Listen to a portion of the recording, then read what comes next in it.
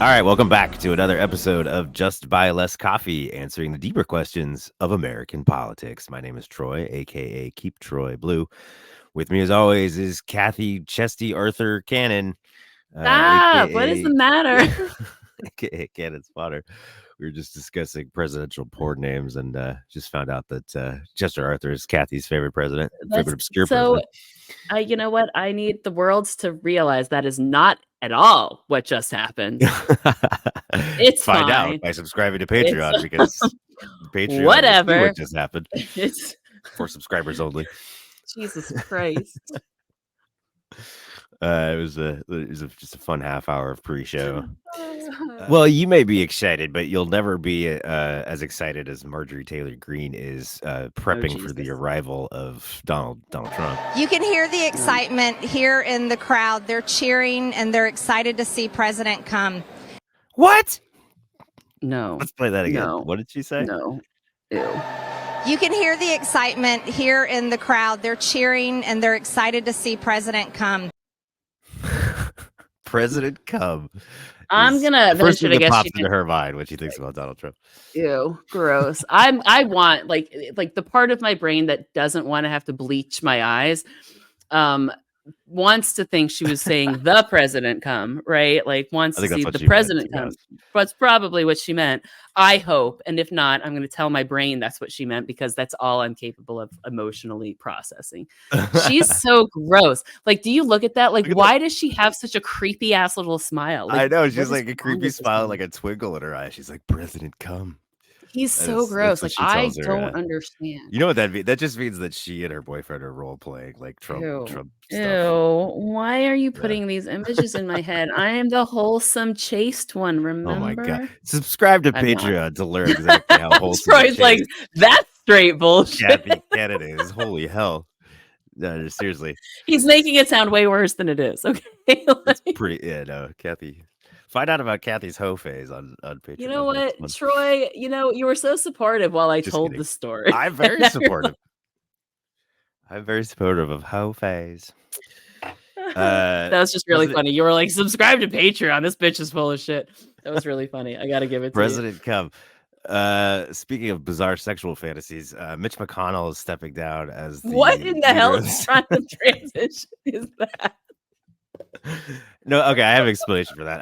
I just think that like Mitch McConnell and his wife Elaine Chao are actually like incredibly kinky for some reason. I feel like why did this thought ever enter your brain? Like probably not anymore because they're old. I just feel like back in the day they used to get it on because you know he's a Southern man from Kentucky married to a Chinese. A Chinese woman. I'm sure there was some sort of, but he's a Southern Republican from Kentucky. Like, I'm pretty sure they have to leave their clothes on when they have sex. Like, I'm not sure what Republican sex rules are, but I don't imagine there's a lot of BDSM involved. There was, it's, there's an account I like on TikTok where she's like, can this character find the G spot? Can this Game of Thrones character find the G spot? And she goes through, I think I saw one of her videos the other day. Complex analysis about whether certain characters from these shows can find the G spot. It's hilarious. And I just think we should do can this politician find the G spot? And some of them would be obvious, like, okay, Barack Obama, 100%. Donald Trump, absolutely not. But like Mitch McConnell, that'd be it's honestly, Mitch McConnell found the G spot. I don't know. This show just became oh God, I just threw up in my mouth a little bit. I don't want a world where no, gross. No. Well, anyway, he's stepping down. I'm not into bestiality. I don't want to see turtles having sex. Oh, gross. He's a turtle. So that we've grossed everybody out. Mitch McConnell is stepping down as the Senate Majority Leader. I don't even know how long he's been in that job. Like, he's been a senator years? For longer than I've been alive, I think. I know. I think he was elected. He's been majority leader for a long, easy 10, 20 years.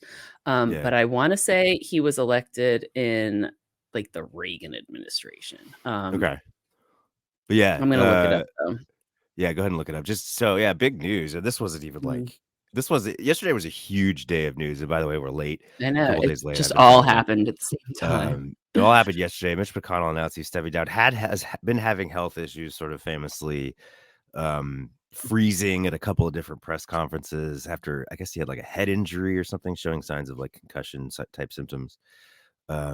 just old as fuck. Just notoriously the villain, probably more responsible than anyone else in corrupting all three branches of our government, the way he weaponized the Supreme Court, the way he basically he was sort of the Senate's Newt Gingrich made negotiation in the Senate about making Democrats the enemy, and Democrats get absolutely nothing. Famously, his mantra during the Obama administration was just don't let Obama pass anything, even if it's stuff we want.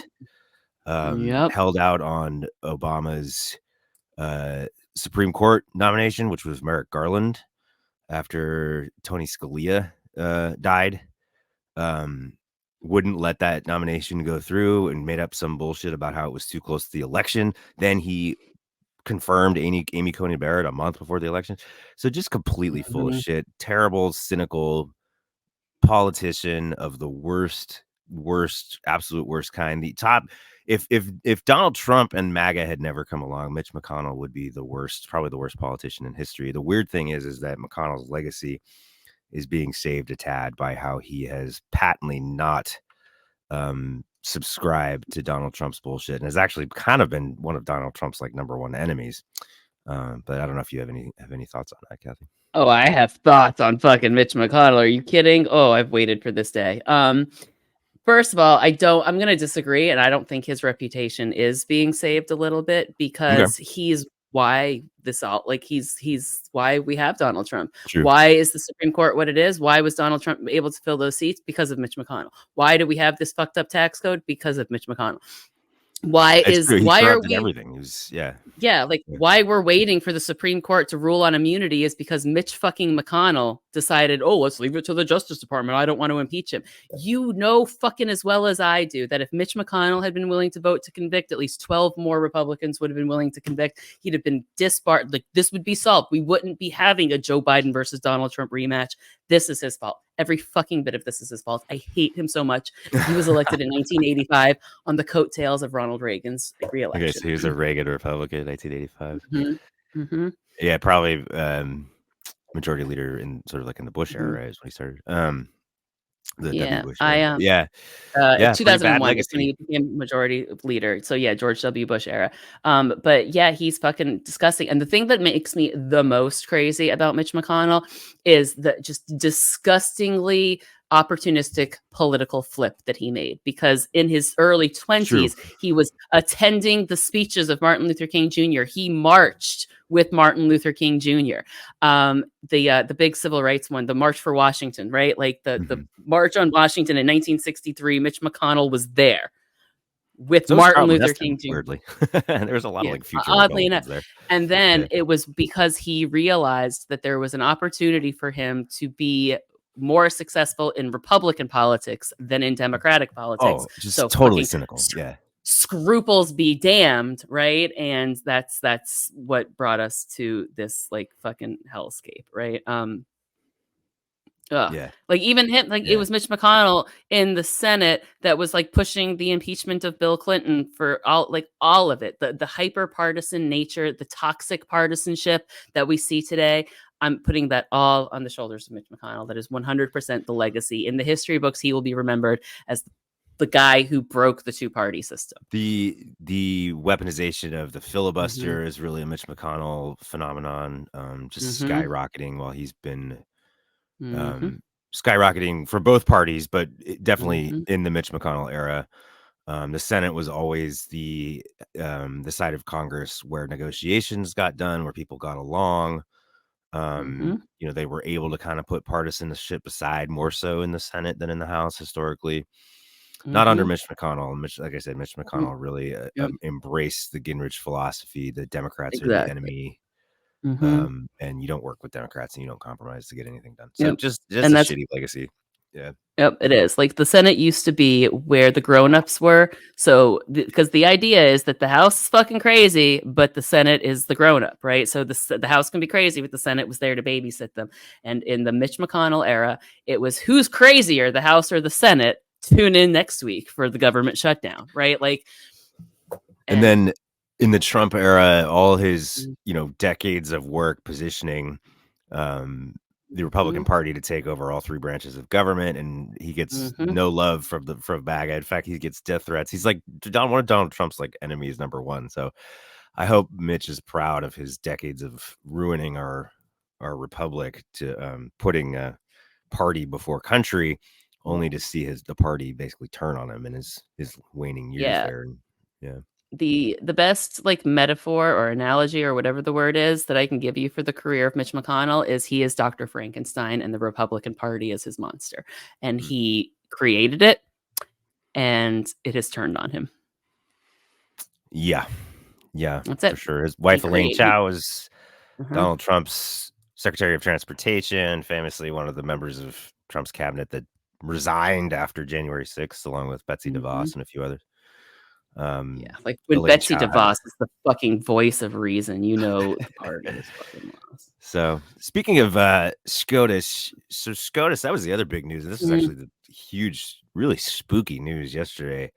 And I don't want to get your SCOTUS take on this, but Supreme Court has agreed to take up Trump's presidential immunity appeal case. His case is that against the January 6th stuff and the documents case, his arguments against Special Counsel Jack Smith is that his presidential immunity, he's allowed to do whatever he wants, basically testing the theory that Nixon first postulated in the interview with David Frost when he said if the president does it, it is not illegal. That's never technically been, we're here. Yeah, it's never technically been the law. It could be soon. The funny thing about this is I was thinking about it, and there's no possible way that there's no outcome of this, or there's no reasoning behind SCOTUS taking this up that is a good reason. Like the less scary one is just that they're trying to delay Trump's trial, because now we have to run this through SCOTUS before we can have any kind of proceeding on Trump's trials. But this has a real potential to upend democracy in and of itself if the Supreme Court rules that presidents are essentially above the law. So I mean, they could go in any number of directions with this case, but essentially Donald Trump is arguing that as president, the law, he's above the law. Knowing this 6-3 court with 3 Trump appointed justices, with Clarence Thomas, who I guarantee you will not recuse himself from this case, which is absolutely fucking ridiculous. The fact that his wife, Ginny Thomas, was involved in the January 6th plotting. And now Clarence Thomas is going to be on the Supreme Court hearing Trump's right to do that because he was the president. So I don't know. Am I overreacting to this? How are you feeling about the I've been thinking about this a lot all day. And okay, a couple of things have happened today. I don't know if you saw this, but it looks like Eileen Cannon, with whom I share a name, which is gross. But it looks like she is backpedaling because, like a lot of her rulings have been very favorable to Donald Trump. And it looks like she's been a little bit backpedaling. Like she denied a couple of things for him today about like, top secret discovery, like something along those lines. So I think one of two things happens. So I'll give you my optimistic and my pessimistic answer. Okay. Is that a good one? Yeah. Pessimistic answer, I would be worried. Alito is gross. Thomas is fucking gross. Alito and Thomas are the worst ones, and they're not even the ones that Trump appointed. There's the 3 that Trump appointed after them. So I don't know. It's right. Of the 3 that he appointed, you've got Gorsuch, you've got Kavanaugh, and you've got Barrett. Okay. I think Kavanaugh is a concern because I think could side with Alito and Thomas, because if you remember, he has feelings on executive power, which is ironic considering he worked with Kenneth Starr going after Bill Clinton when he was president. So I think the president should have all sorts of protections unless he's a Democrat, is pretty much Brett Kavanaugh's position. So I'm going to put him over there with like shithead 1 and 2. Okay. Now Gorsuch and Barrett, I don't think would buy into that idea, especially the whole like, could the president assassinate somebody? Because if they rule that is okay, Joey, we have a solution available that the Supreme Court just said was there. So I can't really see them like Alito and Thomas. About that today, yeah, like Alito and Thomas, I think are so ideologically just like singularly focused that they're not going to think of, potential consequences. Brett Kavanaugh, I think, is just I think he could kind of go either way, but in my pessimistic version of the story, I'm putting him with Thomas and Alito.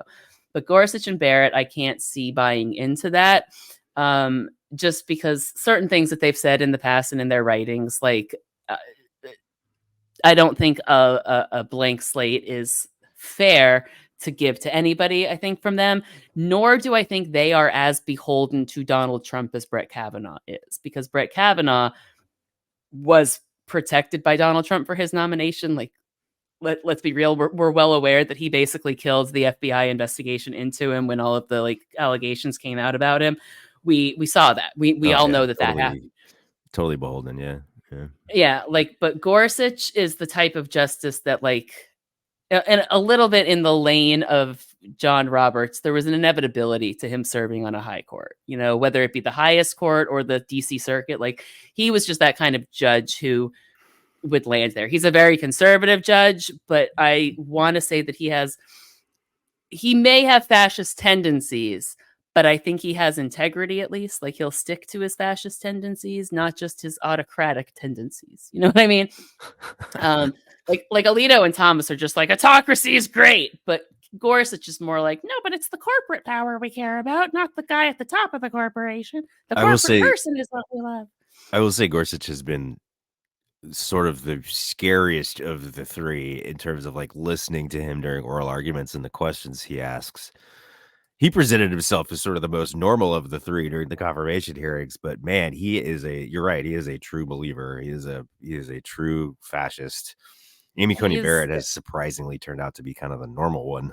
And Amy Coney Barrett, I think at this point, given her oral argument questions and the way she's voted thus far, has almost slid into, it's like Roberts and Coney Barrett have kind of become the swing votes, the flippers. You don't really know what Coney Barrett's going to do anymore, Yeah, like that's where I was getting. Like, Gorsuch is a fucking crazy person, but I don't think he's this flavor of crazy, because even in the oral arguments here, he asked some bonkers ass questions, but the bonkers ass questions he asked in these oral arguments were pointing to how bonkers ass the argument was, right? Like, they were meant to kind of point out, like, this is absurd. Are you saying this? Which Elena Kagan and Sonia Sotomayor did as well. They basically asked some, like, are you really suggesting this? Right? And that was the vibe I got from his line of questioning in the oral arguments, because, again, he's more fascist than like autocratic. You know what I'm saying? Like, I think that's him. Barrett and Roberts, I think, like you said, are not going to buy the presidential immunity. So I have, I think, worst case scenario, it's a 5-4 against Trump, and 5-4 would put Gorsuch along with crazies. I think the most likely outcome is 6-3 against Donald Trump with Alito, Thomas, and Kavanaugh, right? And I think there's a potential for a 7-2 against him. So you're much more optimistic than I am.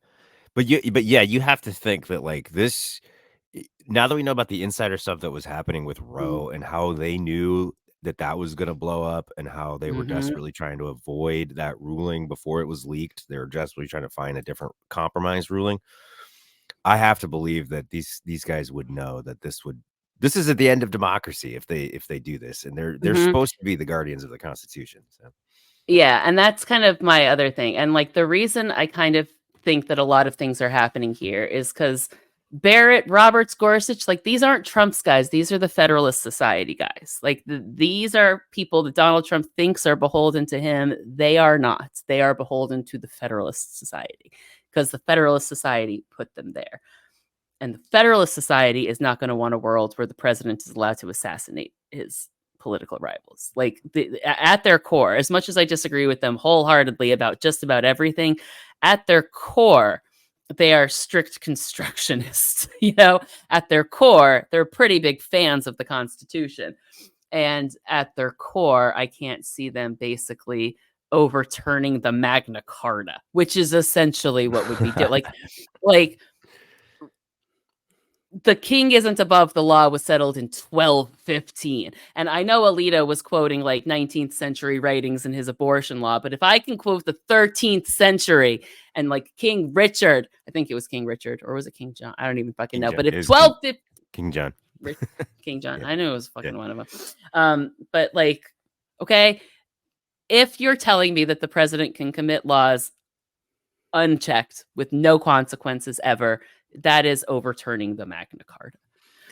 And for people, and like the Federal Society to be so committed to like the letter of the law and knowing how like inspirational and foundational the Magna Carta is to every democratic government ever. Like I want to think that I live in a world where that level of integrity will still exist. I don't want to think that we've devolved to the literal dark ages here in America.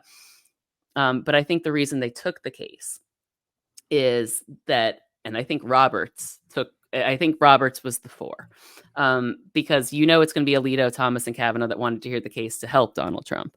But I think Roberts might have been the 4th that took the case so he can write the opinion to reclaim his court. Okay, interesting. Because like I've talked about how his legacy has been destroyed. He's lost control of his court. This is probably the biggest question his court will ever face. And if he can write an opinion that very clearly lays out with essentially a bipartisan judicial ruling, because if he can get Barrett, so it would be Roberts and Barrett, and then you'd have Jackson, Sotomayor, and Kagan, right? Mm-hmm. With Roberts, that's 4, and all he would need is Barrett, and that's 5, and that's it. That's the ruling you need, and then he would write the opinion, and I think he would write it in a very like specific way to answer the question once and for all. I hope that's why they took it up, because there are definitely 2 competing forces on the court about this. You have the Roberts end of the court with the liberals that want to kind of put this behind them, and I could see them just taking the case to be like, yeah, we're going to settle this once and for all at the highest level.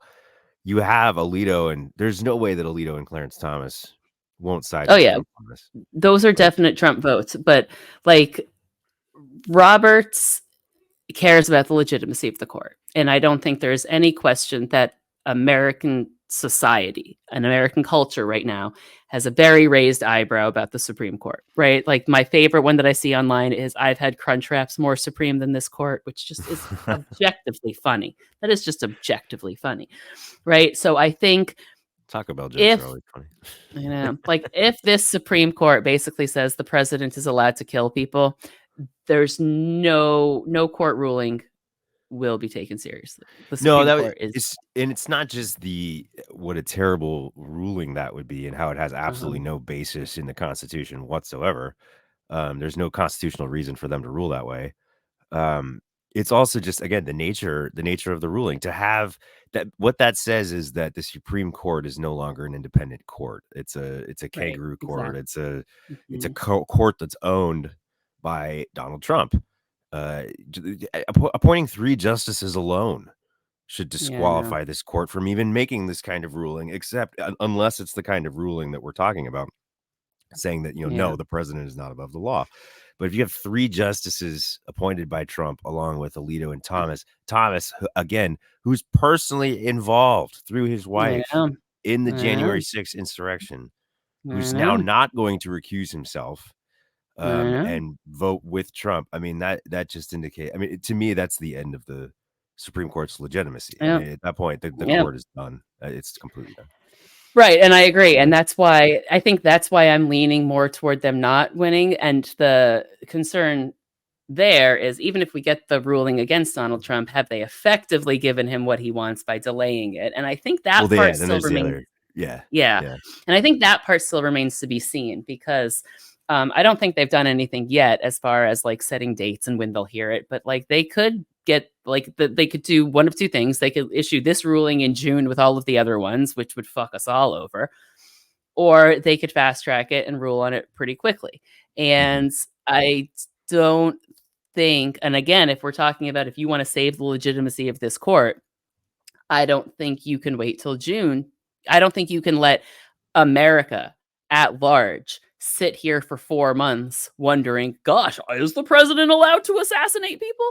Because it's like the longer you put that thought in people's head, the longer you're putting that idea in people's heads. And I understand that it's been 40 years since anybody's tried to shoot the president, but it's not like nobody's ever tried to shoot the president. And if the Supreme Court is genuinely weighing whether or not it's allowed, some of these crazy MAGA hats will get ideas. And they're opening the door to a potential assassination attempt of either candidate, truthfully. And I don't think they're unaware of that. Well, the argument is just so stupid because and the legal the other part of it is that there was no reason for them to take up this case. The Trump's legal argument here is so stupid. On the document stuff, he's talking about presidential immunity. Immunity does not apply to ex-presidents.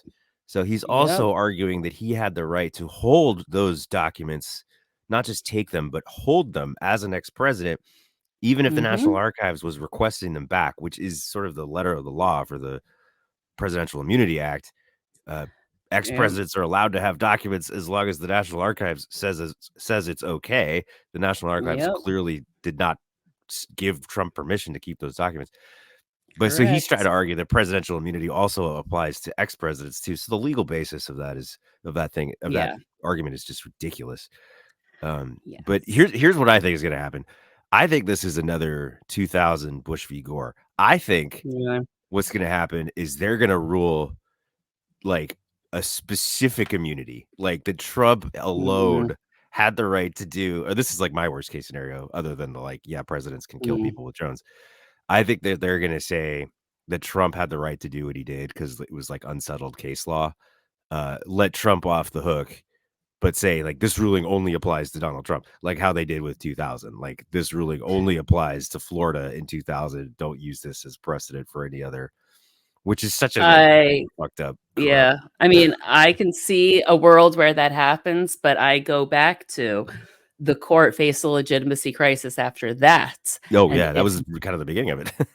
Remember when we trust the Supreme Court? Remember when it went to the Supreme Court in 2000? Everyone's like, oh, good. Okay. Yeah, we have the adults in the room. Yeah, I do, because I woke up on my birthday to the Supreme Court. It's fine. You know what? I don't want to relive that one. I've already gone through some trauma today for the patrons. It's fine. But that's but to that I come back to legitimacy of the court, right? If you've already made a controversial ruling that essentially put a controversial president in office, and you make another controversial ruling to put another controversial, like now the Supreme Court has twice helped a Republican who lost a popular vote become president. And I don't know how the court survives that in terms of legitimacy. And if we're straight, and this is what I'm saying, like I said, at the end of the day, they're the Federalist Society guys more than anything. And I don't think the Federalist Society will have spent 40 years to take control of a court that they'd be willing to throw the legitimacy away that quickly, right? There's only one legitimate ruling, and that is that no. No, you're not allowed to fucking do whatever you want. There are national security concerns. There are gray areas, to be sure, for the president. We have, the War Powers Act. We have ways to authorize congressional authorization of presidential action in a time of war. That is really the only time when the president gets to kind of do whatever they want, and even that is subject to the auspices of the law and the Constitution. So subject to oversight, whatever and subject to oversight. No, the president is not above the law. And if they rule that, then this court is done. Well, it's not only that, it would throw checks and balances out, because if you're telling me that the president is basically above the law and can do whatever they want while they're in office, that means that Congress can't conduct oversight of the executive branch. Exactly. That means the court can't execute oversight. Like if they rule in Donald Trump's favor, they're undoing their own authority. They are surrendering not only the authority of Congress, but the judiciary to the president. They are making the president a king. And literally that is the intentional point of our government is to not give us a king. It was like the only thing everybody agreed on. And it's the literal constitutional intention of the Supreme Court to be the ultimate guardians of the Constitution, and that, this would just be setting the Constitution on fire. Let's talk a little electoral stuff. We had the Michigan primary this week, South Carolina primary last weekend. Let's put on our Politico hats here, Cathy. So I've got the Michigan presidential primary results here, both Republican and Democratic primaries on the same night in Michigan. Trump got with 99% of results in at this point. A couple days later, Trump has 68.1% of the vote. Haley has 26.6%. Uncommitted Republicans 3%. Biden gets 81.1%. 13.2% uncommitted on the Democratic side, and that's going to be the big conversation that we're going to have here. Williamson dropped out of the race, suspended her campaign, got 3%, beat Dean Phillips, who got under 3%. Williamson, by the way, has unsuspended her campaign, come back into the race, Marianne Williamson, after her stunning upset of beating Dean Phillips, even though she wasn't in the race. She got 3% and still managed to beat Dean Phillips. Can I just tell you? Go ahead. How embarrassing it must be to be Dean Phillips right now. This was his chance. All the Dean Phillips people were like, Michigan's our shot. Michigan's where we're going to do it. So embarrassing. People voted for nobody above him, significantly over him, and then for crazy lady with the self-help books. That wasn't even that had dropped out of the race like 2 weeks before. Out of the race. Like if I'm Steve Schmidt, like if I'm Steve Schmidt and I know like I'm like working this guy's like, holy shit, you thought Sarah Palin was your nail in the coffin? No, honey. You hitched your wagon to Dean Phillips, and that's fucking embarrassing. So which one do you want to talk about first? Do you want to talk about the Republican side or the Democrat side? I'll let you decide. Okay, ladies first, right? Age before beauty. Let's talk Republican real quick, because I think most of the analysis is going to be on the Democratic side. So let's knock out this Republican stuff first. Trump 68.1% to Haley's 26.6%. Underperforming for Trump, maybe still a huge victory. Haley's still dogged in the race. In South Carolina, Trump failed to clear 60%. South Carolina is a little bit more indicative, I think, is a little bit more intense analysis than Michigan, because South Carolina is much more of a MAGA state than Michigan. So Trump failing to clear 60% in South Carolina was a massive underperformance. This one in Michigan, 68.1%, very respectable for Donald Trump. Nikki Haley. But again, there's a cat. Biden getting 81.1%. Essentially, you come back to that thing about, we have basically two incumbents in the race. So it's hard to not assign the incumbency advantage to Trump here, and he only managed to pull out 68.1% to Biden's 81.1%. I still think there's no reason why Nikki Haley in this Republican Party should be getting north of 20% of the vote ever. But I don't know, maybe that's just me trying to find the bright side. Trump actually did have a pretty solid night in Michigan there. I don't know if you have thoughts on that. I do, actually. And I think the 26.6% voting for Nikki Haley is telling. Not that she has any chance of winning, obviously. She does not. But it's sort of like it's in a similar lane to that 13.2% uncommitted on the Biden side to me. That is Republican voters sending a message to the Republican Party that no. That no. Yeah, 100%. I think the uncommitted for Trump.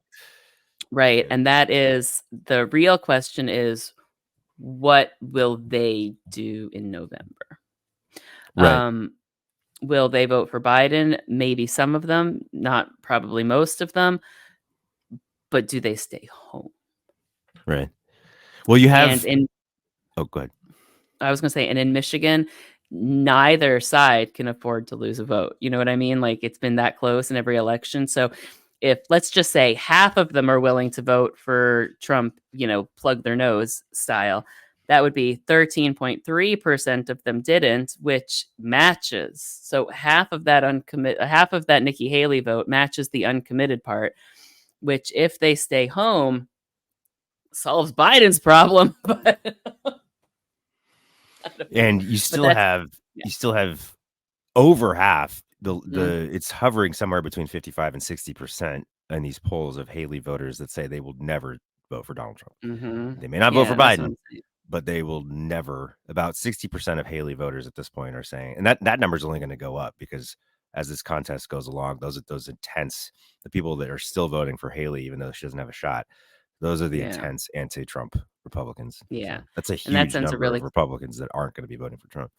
Right. And what's interesting about that is like that uncommitted vote in Michigan, and I know we're about to get to it, but some of them will probably never vote for Biden again, right? But not half. It's not half of that number. It's probably 10% of that number, right? That just unforgivable. Like the Gaza thing's unforgivable.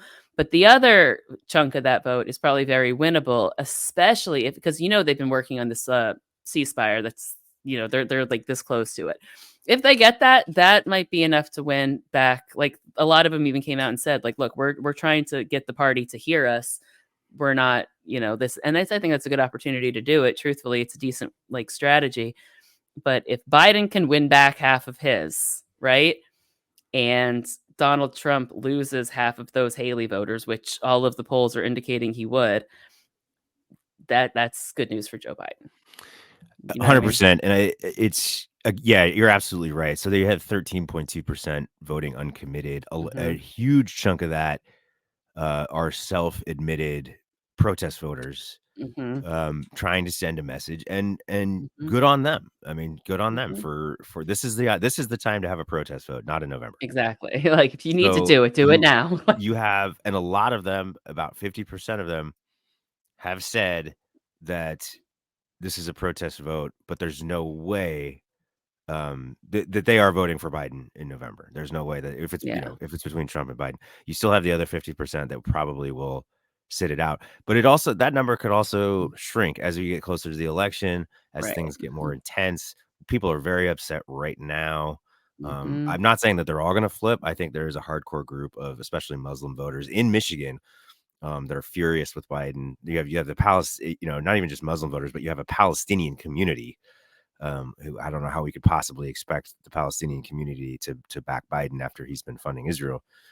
So there is a hardcore group that will not support Biden after this, but I think a lot of people are angry and they're casting protest votes. I don't see that number staying at 13% or growing as we get towards the election, unless Biden just fucks up and we start giving Israel, nukes or some shit like that. I don't see that. I can't see that happening. Remember, Joey's not exactly a fan of Bibi, and that's becoming increasingly clear. But I think, and I actually wonder that, like, I know there's always some that have hit the line, right? But depending how good this deal is that he's negotiated, because this is a multilateral run, right? It's Qatar, Saudi Arabia, it's Jordan, and the United States all trying to talk Bibi through this, right? Bibi's got to go.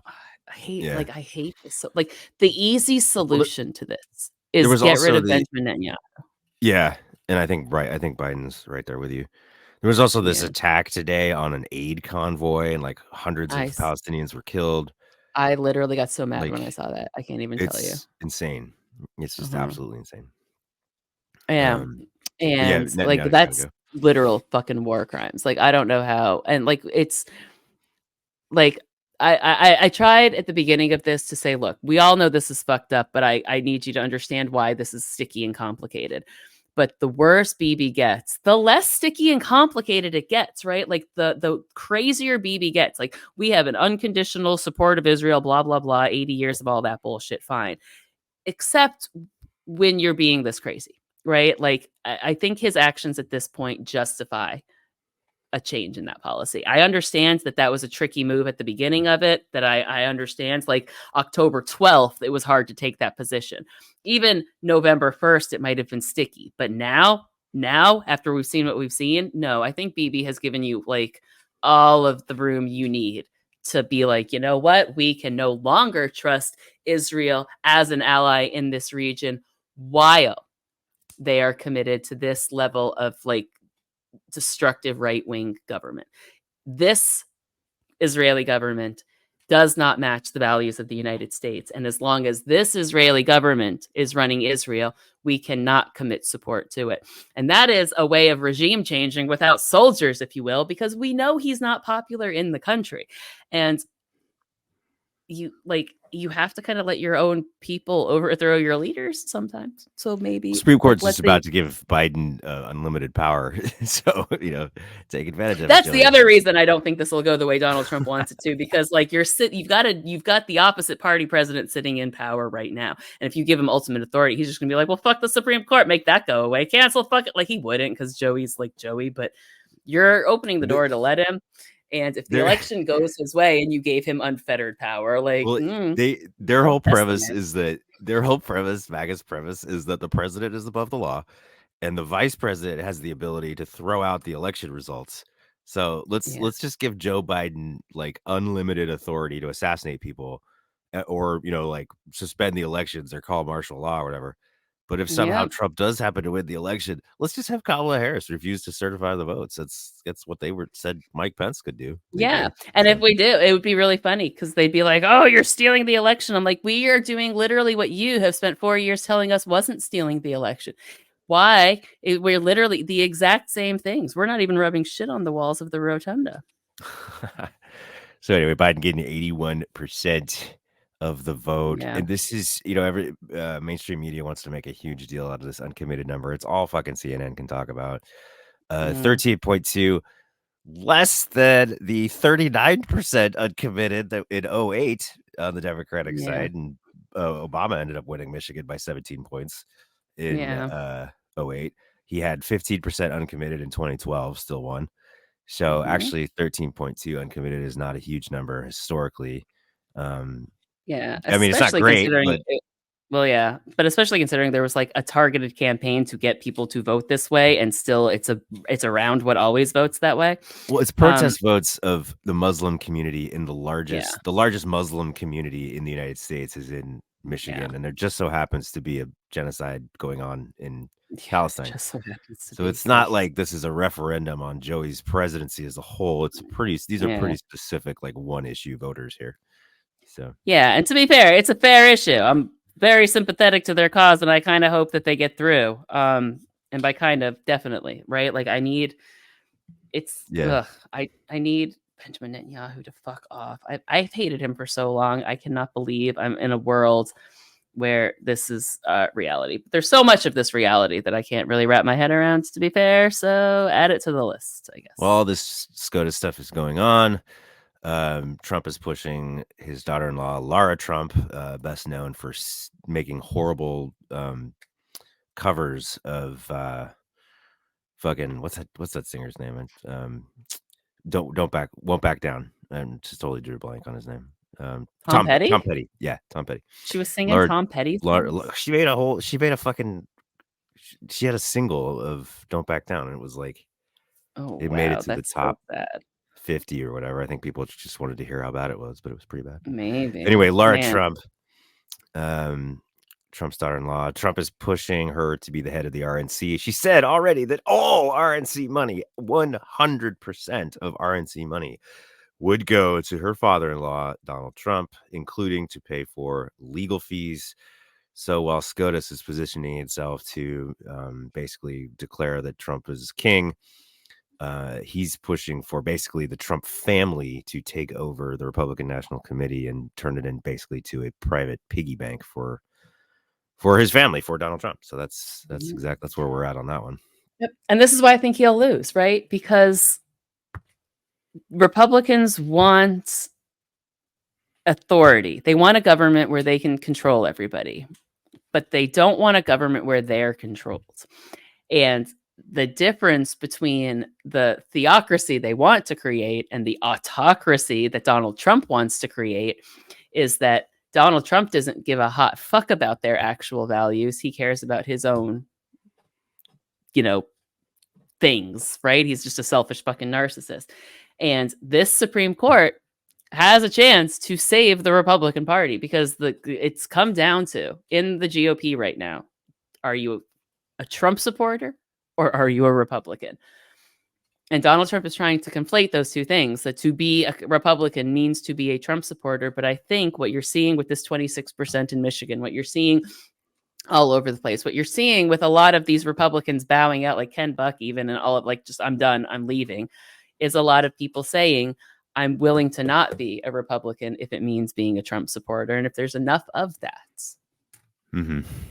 there's enough of that. This is me being optimistic. I really want to live in a world where the Supreme Court still exists as a court and not a, fan club. But Meanwhile, Trump is giving incredibly racist speeches. This was to the Black Conservative Federation, which I didn't even realize existed, but apparently it does. There's a whole lot of white people in this audience. I'm scared. This I haven't heard of. This is here's a couple of clips from Trump's speech to the Black Conservative Federation. This is what he's talking about. How many black people he can see in the audience here. These lights are so bright in my eyes that I can't see too many people out there. But I can only see the black ones. I can't see any white ones, you see. That's how far I've come. That's how far I've come. That's a long way, isn't it? These lights. We've come a long way together. You can only see the black ones in the audience because of the lights. That's not even the part I think is worse. It's the follow-up to that, the look how far I've come. That is basically him saying, I've been so racist my whole life. Isn't it cute? I can see black people now.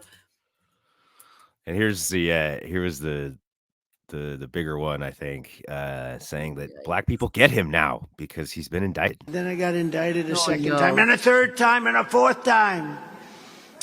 And a lot of people said that that's why the black people like me, because they have been hurt so badly and discriminated against. And they actually viewed me as I'm being discriminated against. It's been pretty amazing, but So yeah, there you go. Good old-fashioned family racism from Donald Trump. Cannot believe that's real. Oh my fucking God.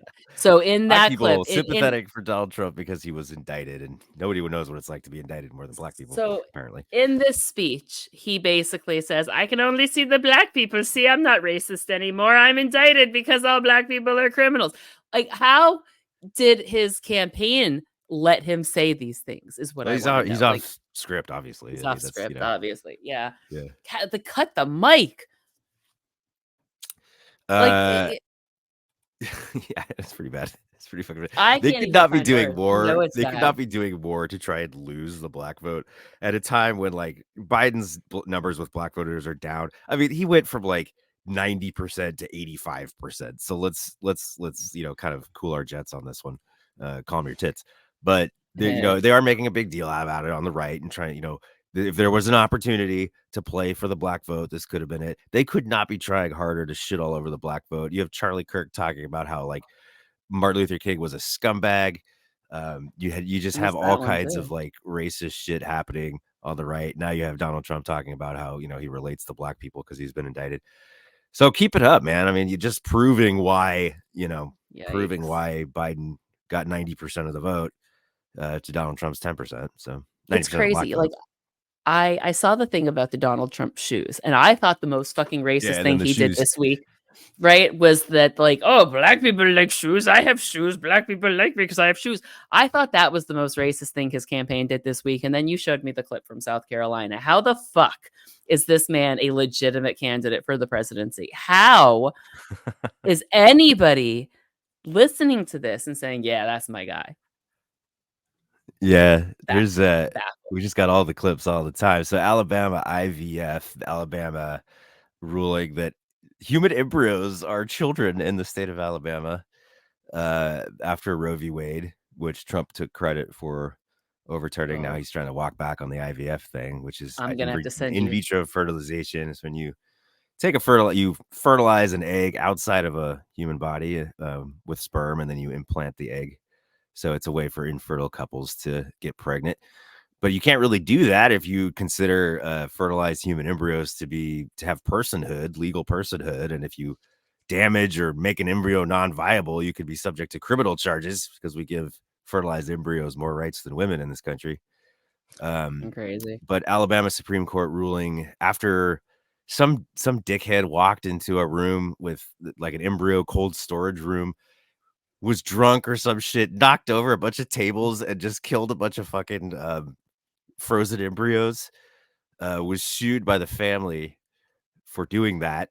And the case made it to the Supreme Court, and the Supreme Court ruled sued for wrongful death over just mindlessly destroying a table full of embryos.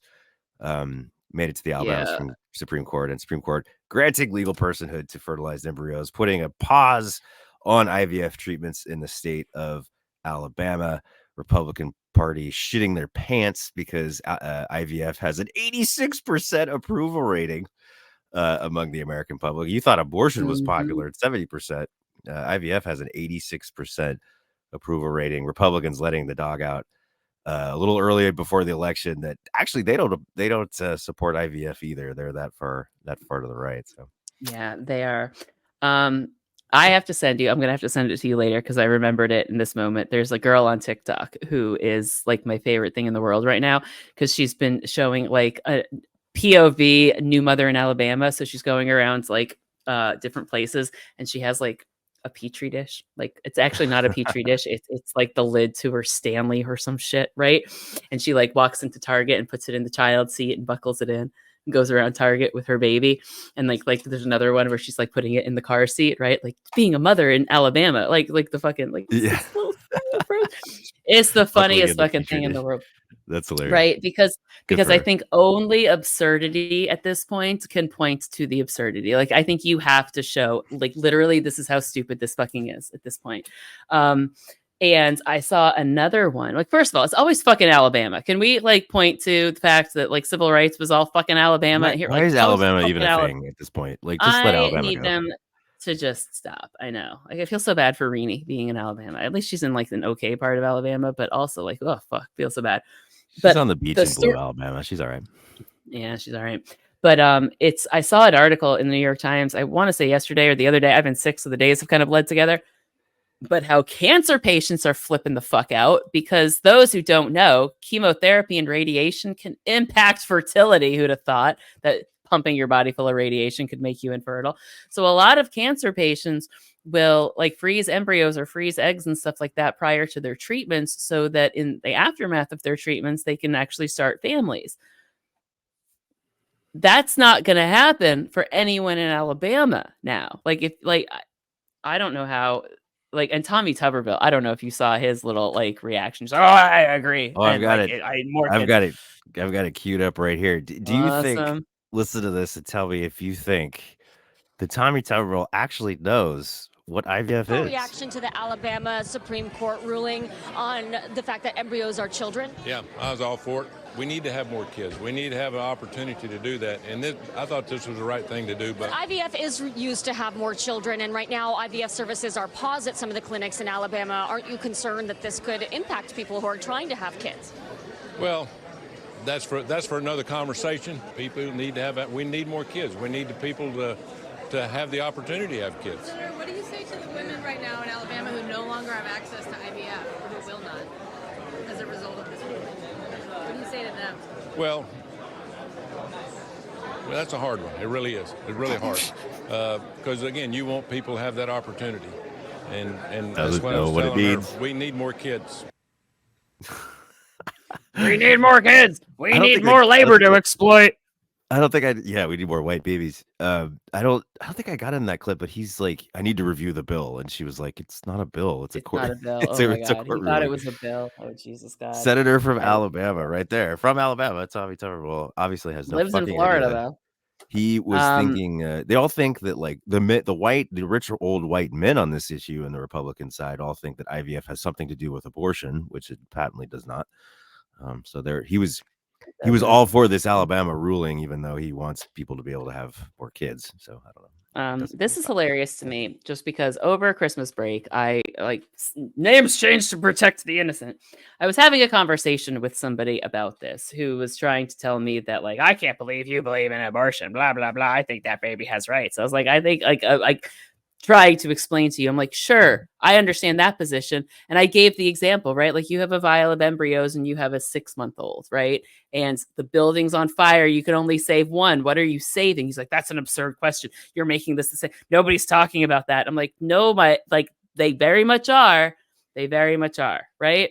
And one of the examples they use is like, well, I have friends that are desperately trying to get pregnant. And if like, how can you support a world where people are killing their babies when so many people want babies? And I'm like, well, first of all, that's like a different issue entirely. But like, I pointed out, I was like, these laws being passed are going to make it so fewer people can have kids, right? Because I used the first example was an ectopic pregnancy ruptures. If you survive that, you don't, like, your fallopian tubes don't, right? Like I had a cousin who lost like an ovary and a fallopian tube to an ectopic rips open pregnancy. your fallopian tube. Yeah.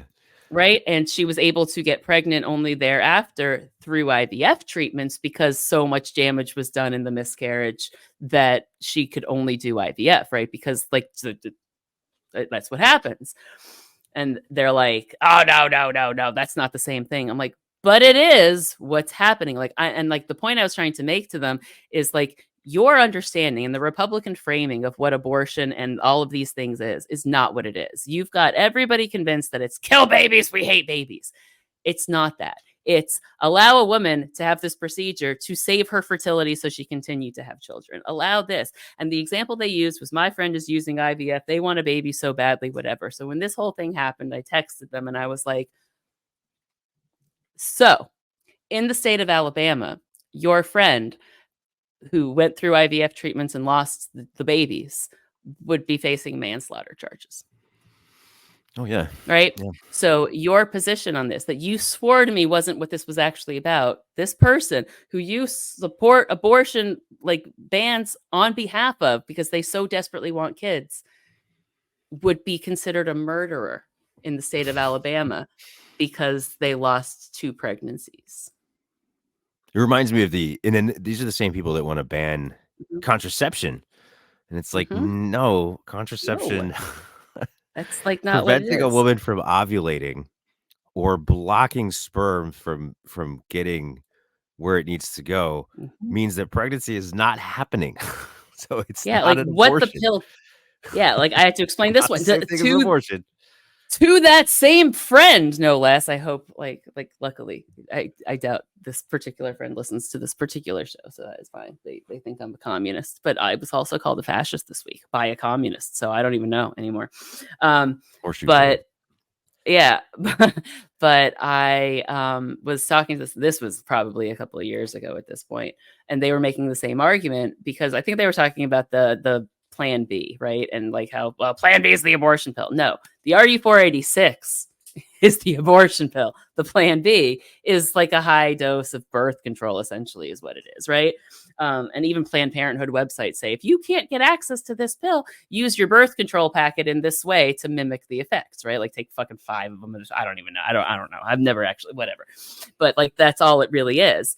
So the same conversation was that, well, but birth control is just killing a baby. So you get pregnant and the birth control just like whatever. I was like, no, that's not what happens. Birth control mimics pregnancy in the female body. Exactly. The birth control pill makes your body think it's already pregnant. That's what it does. So you don't get pregnant because your body thinks it's already pregnant. Those like hormones are the hormones released during pregnancy. And it's so funny. And this, I don't know if you know this or not, but like, women's like pheromones and like the pheromones that they're attracted to are different when they're ovulating and when they're not, right? And that's kind of part of like finding a good mate and good genes or whatever. But if you're on birth control, the pheromones that you're attracted to are not going to be the same as the pheromones that you'd be attracted to whilst fertile, right? So there are like, I want somebody to do like a deep dive study on this. Like how many divorces are caused by women who were attracted to their husbands. Just got only pheromone imbalance. Yeah, a pheromone imbalance. Like Yeah, so it's like they get married. They're like, let's start a family. She goes off birth control, and I can't stand the sight of you. Right, get away from me, you smell. Right, like, I just like part of me is morbidly curious, but at the same time, I feel like I just gave Charlie Kirk fodder for his next show. Like, oh, say birth control makes men sick. That's why no men can get dates. All of us alpha men. I'm sorry. I did it. It's my fault, but I'm curious because I just think it's funny. I like the sitcom version of it is just, oh, I got to go back on the pill. You're ugly. Like, literally, like handsome pills. I saw a funny meme back on the IVF. It was like, tell Mike Johnson that Volodymyr Zelensky is an embryo. Hey, give him all money. That's actually really funny too. Funny. Yeah. Oh, it's insane. Yeah. Why do we live in this fucking timeline? Oh my god. I don't know, man. I remember being told Tommy Tuberville supporting the law banning IVF because he thinks people should have more children. Because he wants more babies. So we're gonna make it impossible for 30% of the population. Because I think that's what it is, right? Like 30% of the population has had like fertility issues of some kind, right?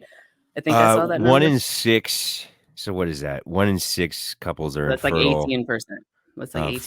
5% of Americans have done IVF. So it's not a huge. So they're not. It's million. I mean, that's millions and millions of people. Millions of people that now have no access in Alabama. And there is a bill waiting in the House that has 125 Republican sponsors, including Speaker Mike Johnson, called the Life at Conception Act, which would essentially do this, which would essentially recognize legal personhood for all phases of human life, including from embryo, zygote, whatever, which would effectively ban IVF nationwide. They don't really advertise that part of it. It's more of like an abortion thing, but that would effectively ban IVF nationwide. So like, let's not jump around here. Like, this is part of the Republican plan. This is part of the Project 2025 thing, bring Christian nationalism to the United States. They want to ban birth control. They want to ban IVF. They want to ban gay marriage, bring back sodomy laws, ban no-fault divorce. They're talking in Missouri now. There's a law where they want to prevent pregnant women from getting a divorce. I saw that. That one made me want to set fires. It's they're hyper racing towards Christian nationalism. And it's not even about democracy. IVF has an 86% approval rate. This is 100% about Christian nationalism. About controlling. It's about controlling women is what it's about. Yeah, and here's my rant. Can I have a small rant? It's a small, tiny rant. Go for it. It's why I hate so much the life begins at conception argument, because what that argument is really about is minimizing women. Because to tell me that a baby is made upon conception means that the man made that baby and the woman is just cooking it. It's just in there. She's just carrying it around like it's in her purse or something, and it's fine, and it's a whole baby and it's perfect. That is not what fucking happens. Women build babies over the course of 9 months with their bodies. The bones that baby grows are sucked from the calcium of their mother's bones, right? Like, a lot of women develop osteoarthritis in their older years, not because women are just prone to osteoarthritis. It's because their bones have been depleted through childbirth in their lives. Like, I always, like, every time my mom's bones are achy, I'm like, I'm sorry I was born because I made your back hurt, right? Because my strong bones made her bones. That's Cathy's bones. My bones. But that's what it is. And to say that life begins at conception and this is a human life means that the second I squirt my shit out, that's a baby and I did my job and now it's my baby and I did that and that's a man's job, right? It completely minimizes the effort, the pain, the struggle, the just like being your wife was pregnant. She did not have a fun time. I'm gonna venture to guess. I have yet to meet a woman who is able to say that every moment of her pregnancy was delightful. Most of them hate life by month 8, right? Most of them hate their husband by month 9, and a good chunk of them swear they're never going to let their husbands touch them as they, start their contractions, right? Like, to say that the baby is there from the gate diminishes all of that. Of it. It means the woman did nothing. The woman did not, like, there's no part of this. That baby just a storage shed for sperm. Right? That baby was created by a man. A man did that. No, the woman literally gave her body literally her blood, her body, her nutrients, the food she ate, fed, and built that baby. For you to say that a life begins at conception diminishes everything a woman gives to build her child in her body.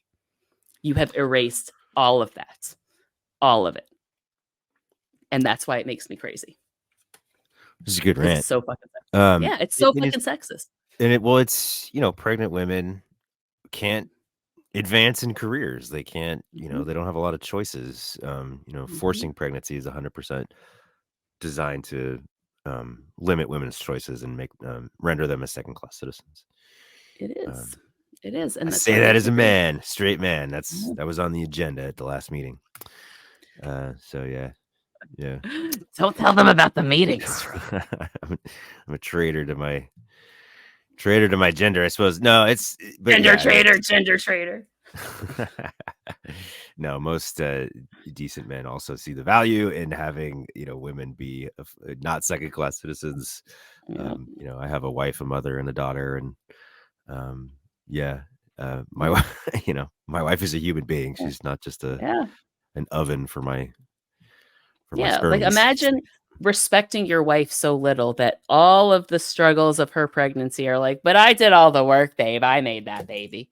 Fuck you. I would light your eyebrows on fire. I'd have my own episode of Snapped if you told me I'm like, I made that baby. And I was sitting there like bleeding in a hospital bed after shitting it out. And you're like, yep, that's what I did. Literally die, right? Like, do you want some Gatorade with antifreeze in it? Because here it is, love. Like, you would die. You would die. This is also why I'm single. Subscribe to Patreon for the full deep dive on why Cathy is single. This is an interesting little hint of that first half hour pre-show as we come back to it. Cathy putting antifreeze in Gatorade. I didn't murder anybody. I did smash some things, though. She smashed some things. Find out what. Subscribe to Patreon. Patreon.com/justbuyit.lesscoffee to find out what Cathy smashed. I actually just had a funny joke I was going to say, and smashed as in broke, not smashed as in the way the kids say it, right? Like smash. But actually, it was both. It was both. So. Smashing after smashing. We're smashed belongings and then smashed friends. Oh, there you go. Ho face. We were pretty much over time. I don't think I'm gonna get to this libs of TikTok thing. Maybe we'll do that on Sunday. We should be coming back. That's still a thing? Oh yeah. Oh yeah. God. Have you been following the saga of no. How the fuck do you say her name? Chaya Raichik, or Chaya Raichik. I don't know. Something like that. All I know is that like I was legitimate when I made libs of TikTok. One of my videos made libs of TikTok. Well, that's why I want to give it more time because we do have a target of libs of TikTok here on the Just Buy Less Coffee podcast. Only like that one time. But Chaya Raichik is going through some things. And we will cover that on the next episode because we just don't have enough time to do it justice. But that will be Troy's lie of the week. We will save that for next time. She made fun of me for playing with my hair. That was like her biggest criticism of the video. She's like, "Oh, look at her playing with her hair. She's so stupid." I'm like, "That's your takeaway? All right, cool." Like, that clearly makes you a pedophile. But yeah. So thanks everybody for joining us today. A couple days late. We appreciate everybody sticking with us. Subscribe to Patreon to hear about Cathy's smashing. Patreon.com/justbuylesscoffee, $5 a month. Get access to our deep dive content, our bonus content. If you're listening on the audio versions of the podcast, audio only versions, Apple, Spotify, YouTube Music, make sure you're downloading the episode to your device.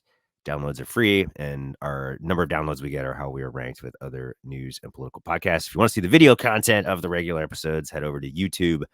The YouTube channel, Just Buy Less Coffee. You'll be able to see the regular video recordings minus the bonus content, which is just for Patreon. Thank you, Cathy, for a wonderful conversation. And yeah, we will see everybody next time.